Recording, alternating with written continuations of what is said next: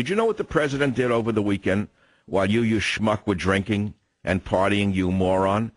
The president has now given the United States military the power to detain U.S. citizens without trial. That means you. Let me repeat it. Over the weekend, he signed it in the middle of the weekend while you schmuck were thinking about what to have for New Year's Eve. Obama lied. He broke his promise on signing statements, and he attached the statement saying, although he has the power to arrest anyone at any time for any reason, he will not do it, and he will not detain you as an American citizen indefinitely. And do you know who helped Obama do this? None other than that shyster, Carl Levin, and that stupid old drunk, John McCain. Levin and McCain argued vociferously to give the United States military the right to deny any American any of their constitutional rights, and granted this president authoritarian powers that equal that of Kim Jong-il. I don't think you understand that this happened. Do you understand that not one of the schmucks in the mainstream media covered this issue? All of the loudmouth liars, from the biggest of them, Tom Friedman, one of the biggest frauds in the history of the American media, to that little weasel, Wolf Blitzer, not one of these fake liberals, not one of them covered this issue at all. Do you know what this law did? Do you know about this? Okay, I'll move on. We'll talk about nothing. We've gone from posse comitatus to posse Obamatitis. Right under your nose, we've gone from a law which said the U.S. military cannot operate within our borders against American citizens. That's the posse comitatus law. And now we've gone to posse Obamatitis, where the U.S. military is his own personal posse. He has the power to round up anybody he wants, an American citizen at that, and to detain them indefinitely without charges. Do you have any idea what this is? Now, he claims that there's an exemption for American citizens from the mandatory detention requirement, Section 1032, but it doesn't actually give any exemption to anybody. He can use any power he wants to arrest any one of us. So right now, if you're a civil libertarian, you fell asleep at the switch. We now live in an authoritarian dictatorship that occurred over the weekend. Obama rang in the new year. He signed the NDAA law, which gave him a provision to indefinitely detain citizens. And the reason that he got away with it is because the drunks in the U.S. military-industrial complex, using the stooges of Levin and McCain, gave the president these extraordinary powers in order to make certain that the pork in the military bill would be flowing as usual. Aside from the run-of-the-mill corruption, what has Obama done that's really been so bad? Well, for example, I've just given you an example. And I know you're not interested in this because, first of all, no one's working today. As you well know, it's yet another federal holiday. But, of course, there are 365 federal holidays a year. And the other days that they're actually working, they're actually just adding up what their EEOC and their pension benefits are. But today they don't even show up for work. They don't have to. Today they can stay home and do what they want. I decided that although almost all of the talk show hosts were not working today, I should work today because I still have a loyal audience that listens to me on the radio, on the local station that you're listening on, or on the Internet, where I'm a powerhouse, the second largest show in America on the Internet, if you can believe that, which is astonishing. That means a lot of the younger people are tuning into the Savage Nation on their phone apps, which is really a whole new world unto itself. I'm going to have to talk about it because the Mayan moment in radio has probably arrived at some point. I believe there's been a Mayan moment in certain industries, and many of us don't even know that the eclipse has occurred. If you'd like to talk about any of these topics, call up your ex-wife. Don't bother me. The phone number to your wife is 1-800-449-8255. Now, many of you are not calling right now because you're not even awake yet. However, if you'd like me to repeat some of what I just said, we will begin by playing some of the sound bites. Beowulf, you have them, don't you? Because I ran the sound last week as the drunk McCain and the shyster Levin were vociferously arguing to give Barack Obama the power of Kim Jong-il, and they succeeded in doing so. So let's listen to the shyster Levin and the drunk McCain as they scream to give the president the power of Kim Jong-il. Listen. I think that as long as that individual no matter who they are, if they pose a threat to the security of the United States of America, should not be allowed to continue that threat. And I think that's the majority of the American public. You filthy I was the stupidest people in the history of the Americans. Did McCain? That stupid old drunk said that as long as an American is a threat, they should have no constitutional rights. Now, let me ask you something. Tell me what a threat. You know, the Valley of the Dolls may have been, maybe the Valley of the Dolls applied to him as well. Maybe some of his wife's pills wound up in his dresser drawer, because I can't believe this is coming from John McCain. But yes, I played it for you last week. Now we go to the other side of the aisle, where we have none other than the shyster, Levin, the slumlord Levin, well known for running slums that he makes a fortune on with his relatives, according to what I've read, with federal grants to make sure that the slums are filled with Section 8 inhabitants. Listen to the other one now, Levin arguing for Kim Jong-il-like powers. Listen. The language which precluded the application of Section 1031 to American citizens was in the bill that we originally approved in the Armed Services Committee, and the administration asked us to remove the language which says that U.S. citizens and lawful residents would not be subject to this section. Do you have any idea what the shyster just said? No, because he's a liar. He says things so you can't understand what he just said. But what the shyster, Carl Levin, just said is that there is no exemption for American citizens, and that's the way they want it. What the shyster said is they want to be able to arrest any of us if we pose a threat to the United States of America.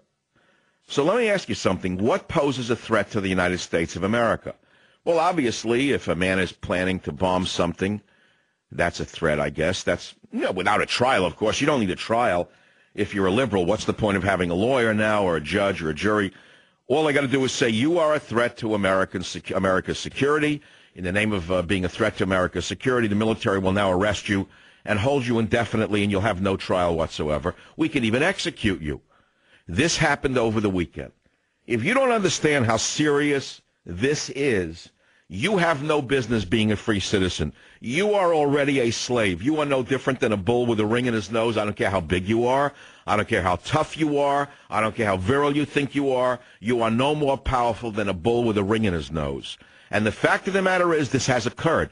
This is not a hypothetical. I don't care if you're a station owner. I don't care if you're a program director. I don't care if you run a whole division of radio. I don't care if you own an entire 1050 stations. You could be arrested. You could be arrested if you are deemed to be a threat to the security of the United States of America without any further definition. The NDAA was passed over the weekend. It is the single greatest assault on American liberty. I chose to come into work today to try and wake you up to the fact that nobody that I know of in the mainstream media covered this issue.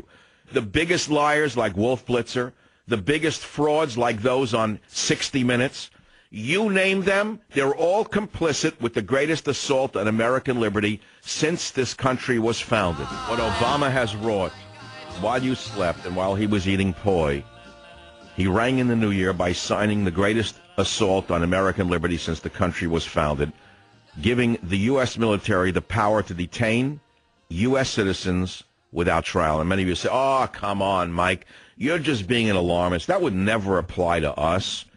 Never will it apply to any of us. You know who it's aimed at. It's aimed at guys like al-Awlaki and those other Muslim guys who come over here and sneak in and become American citizens and then plot to bring us down. That's why the good Senator Carl Levin and the great war hero John McCain pushed this so hard. They would never apply to us Americans. You know that, Mike. Because even the president said from Hawaii that he didn't intend to use authoritarian powers. He said even though he has the power to arrest you, detain you, even execute you, he won't do it. And you know you can trust Obama on his word. That you know. That you absolutely know. I mean, there's no question that everything he's ever said he would do, he's done. Everything said he wouldn't do, he has not done. The fact of the matter is, no one in the mainstream media has covered one of this, I would say, the single biggest tyrannical act of our life. It's interesting to me that, yeah, I write books, okay? That's what I do for a living, aside from doing radio, I write books because I believe that the written word and the spoken word are very important. I still do. So I do have a book coming out in April called Trickle-Down Tyranny. And, you know, it went to the publisher 3 weeks ago. Do you know that I now have to call the book back? I literally have to revise this 400-page book because the entire book has changed over the New Year's Eve weekend.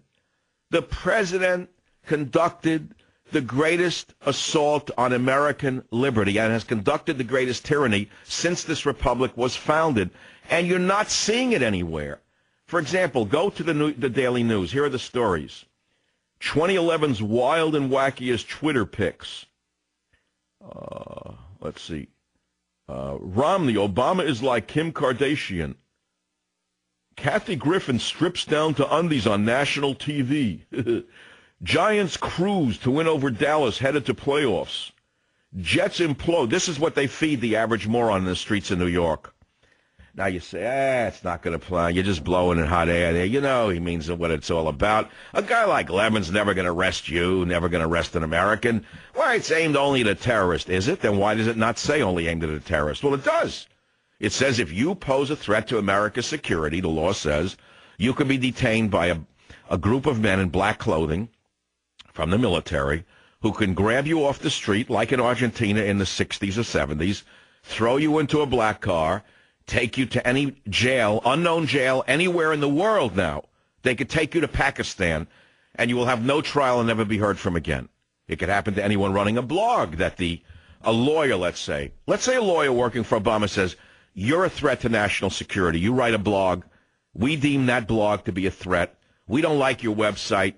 It's definitely a terrorist threat. That's what we say, and they unleash the military on you like they unleash drones. So now you're going to have drones in suits coming to kill you in the middle of the night, coming to arrest you in the middle of the night. Am I being an alarmist? Is there anyone out there who actually knows what the heck I am talking about?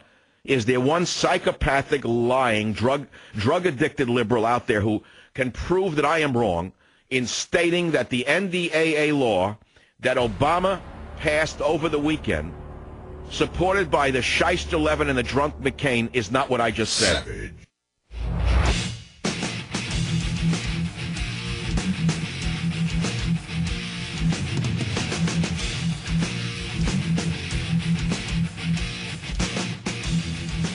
So now Obama has the power to arrest any American citizen subject to indefinite detention. Even he can execute you without a trial. I know you say he'll never do it. It can't happen here. But strangely enough, civil libertarians have said nothing about this law, which he signed while on vacation in Hawaii with Mrs. Obama over the weekend. Honolulu, over the weekend, signed the defense bill, and tucked into the defense bill gives him the power to detain, interrogate, and prosecute anyone he calls to be a threat, anyone in his administration claims to be a threat to national security. But, of course, the fair-minded president, in the midst of a golf game, I suppose, or eating a pizza, a pineapple pizza, the worst invention in the history of the world, had the nerve to say that he has a signing bill that goes with it or whatever, which he criticized Bush over, a signing statement.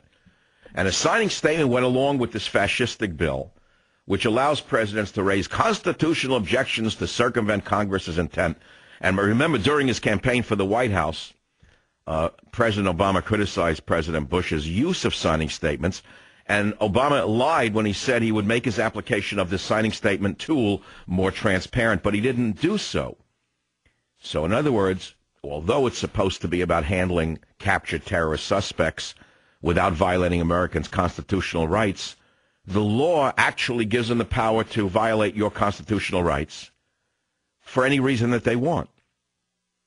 Obama said in the signing statement, my administration will not authorize the indefinite military detention without trial of American citizens. He said, indeed, I believe that doing so would break with our most important traditions and values as a nation. But the law says you can do that. And as you well know, signing statements have no power whatsoever with regard to law. So why would he push for this assault on American liberty and then cover it up by saying he won't do it? Well, I'll let you figure it out. But what bothers me most about it is that it happened over the weekend.